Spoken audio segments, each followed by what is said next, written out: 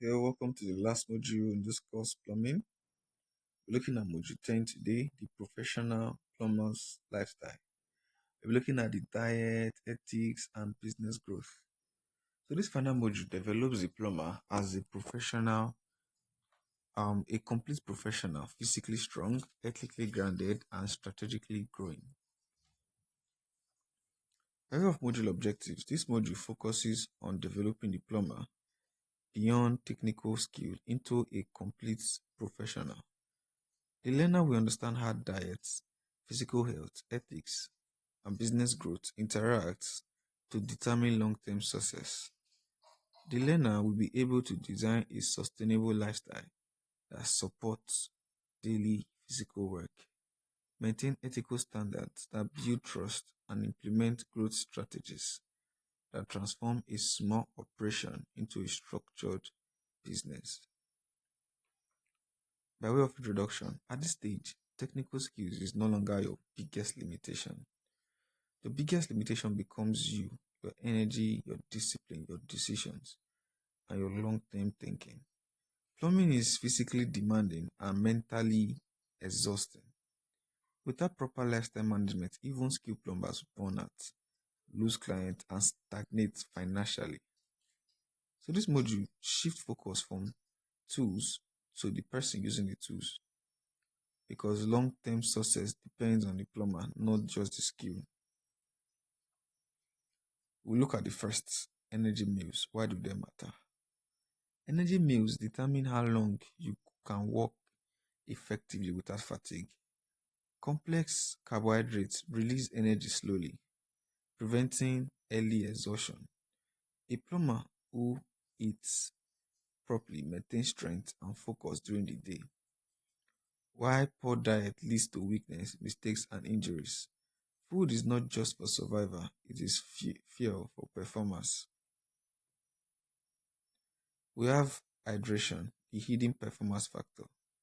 Water is critical because plumbing work involves sweating and heat exposure. Even mid dehydration reduces concentration and increases mistakes. So drinking water regularly keeps the body functioning efficiently and also reduces fatigue. Hydration is one of the simplest but most ignored performance tools.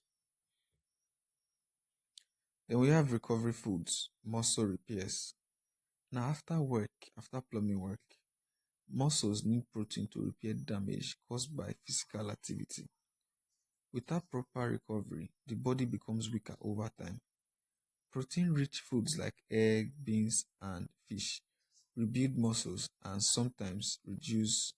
not sometimes, always reduces soreness. Recovery determines whether you improve or decline physically. Then we have the work-life balance, preventing burnout.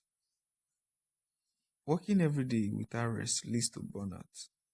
Burnout causes fatigue, poor decisions, and reduced motivation. A structured rest day allows the body and mind to recover, improving long term productivity. Balance is not laziness, no, no, the strategic recovery. Then we have physical fitness. We're going to be looking at the strength and flexibility. Strength allows you to lift, carry, and walk efficiently. Flexibility prevents injuries caused by awkward walking positions. Simple exercises like push-ups, squats, and stretching maintains physical readiness. Fitness is part of the job, not an optional extra. Sleep, the recovery engine. Sleep is when the body repairs itself. Lack of sleep reduces your concentration, slows reaction time, and increases errors. A plumber who sleeps well works better, safer, and faster. Consistent sleep is essential for long term health and performance. Now we look at the other part of this module, ethics. Ethics is the foundation of reputation. What is ethics? Ethics determine how your clients perceive and trust you. A client reputation is built over time through consistent behavior. Ethical practices may bring short-term profit but destroy unethical practices rather may bring long-term profit but destroy long-term opportunity. Trust is the most valuable asset in service work. Let me say, for example, you are given a plumbing work to do, and okay, let me just list some of the ethical practices. But they're generally six. We have integrity. Integrity is your ability for you to say the truth at all times. Then we have independence. You are not answering to anybody. You are not working for another company. You are your company. Then we have objectivity, being clear of the mind, like saying things with facts. Not that you are lying about material cost. You say today, oh, this is this price. You are not objective. You are very subjective. Then we have professional behavior. You should always be professional in your response, in your approach, coming on time, communicating clearly. Then we have professional competence and due care. Be competent. Do not do a work today and they will be calling tomorrow and next tomorrow. It is unethical. Then we have confidentiality. Always keep the trust of your clients confidential. Do not expose anything unless you are legally obligated to do so. Now, do not overcharge. If you overcharge, it's breaching the um what would you call it now? Professional behavior. Overcharging may seem profitable initially, but it destroys trust and referrals. Fair pricing builds relationships and repeat business. Long-term success depends on trust, not quick profit. Now let's look at quality work. Quality work is known as a silent marketer. What will quality work do for you? Doing a job correctly the first time prevents callbacks and build confidence, like I already explained. This is under professional behavior, right? Yeah, the six core ethics. Clients remember quality work and recommend reliable plumbers.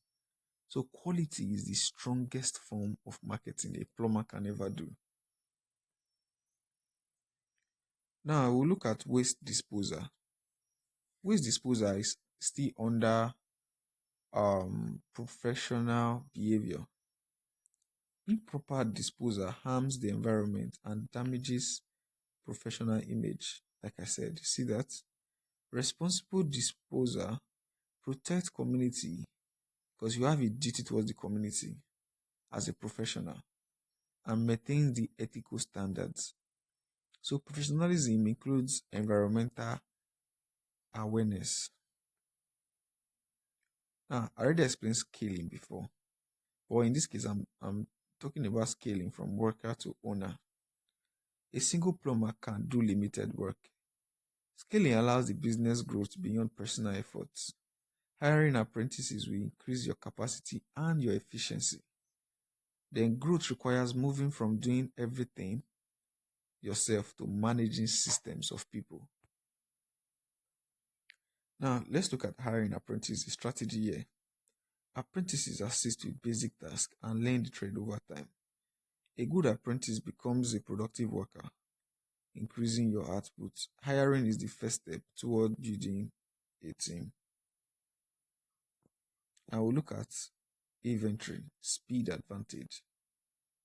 Stocking materials allows immediate response to jobs.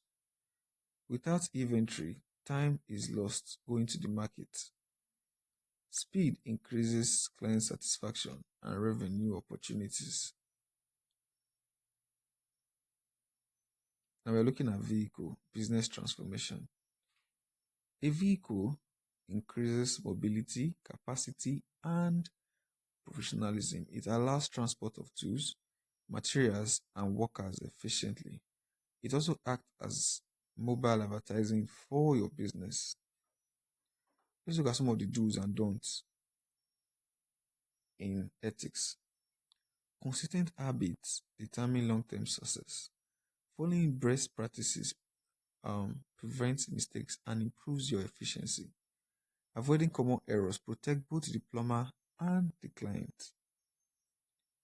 Now, by way of conclusion, a successful plumber is not defined by skills only, but by lifestyle, by ethics, and by growth.